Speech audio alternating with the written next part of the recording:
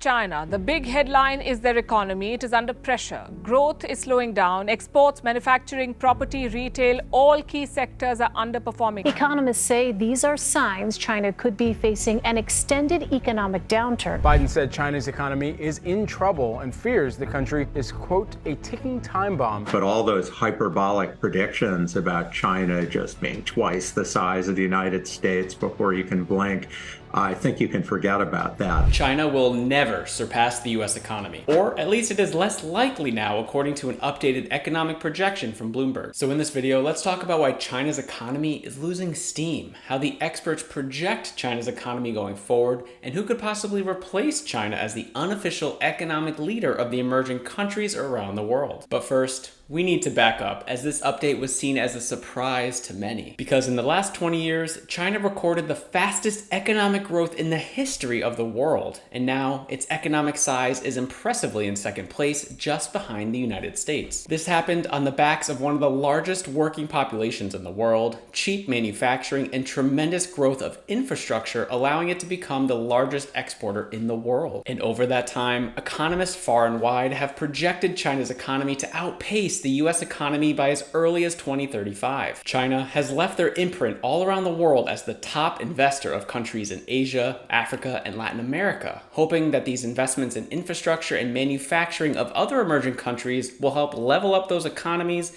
leading to more trade and bilateral agreements with China. China was having its cake and eating it too, but recently we've seen a major slowdown in China's economy led by three major factors. The first is the property sector. Thanks to an unprecedented wave of urbanization, Chinese house prices started rising rapidly in the 80s. Anticipating further rises, China's real estate developers borrowed increasingly large amounts of money, and Chinese buyers poured basically all their money into the housing market. This combination of over-leveraged developers and endless speculative investments in housing created a massive property bubble. Property prices in the largest Chinese cities like Shanghai are 49 times larger than the median salary, making them by far the most expensive in the world. This priced out the common citizen, which caused huge housing projects either incomplete or inadequately empty, which sparked a huge wave of default amongst over-leveraged developers and apocalyptic ghost cities. The next weakness in China's current economy is exports. China sells more stuff abroad than basically any other country, which is one of the reasons it has by far the largest trade surplus in the world. Obviously, exports slumped during the pandemic when global demand was shut off by lockdowns, and it was a fair question whether China's exports would ever return to pre-pandemic levels, given all the talk of countries, specifically the United States, reducing or eliminating their business with China. In the West, the United States and the European Union are China's biggest export markets, so if they continue to remove themselves out of China or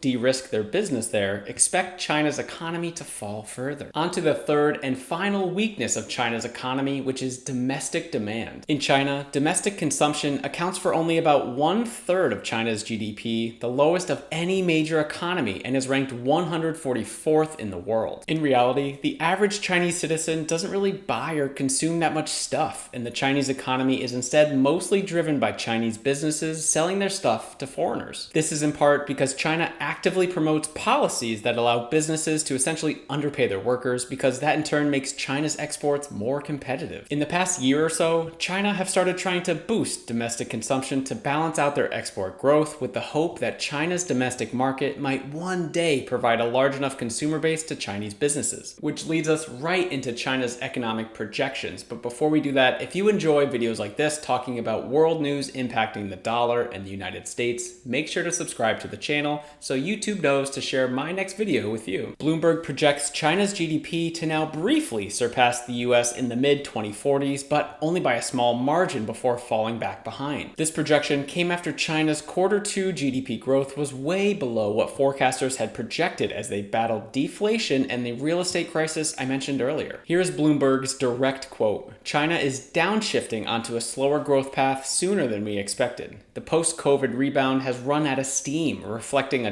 deepening property slump and fading confidence in Beijing's management of the economy. These economists, who previously saw China overtaking the US in the 2030s, believe GDP growth in the world's most populous country will slow from its current level of over 6% to just 1% by 2050, revised down from an earlier prediction of 1.6%. Down in the comments, let me know when or if you think China's economy will surpass the United States. Now, let's shift over to how this could potentially impact the United States.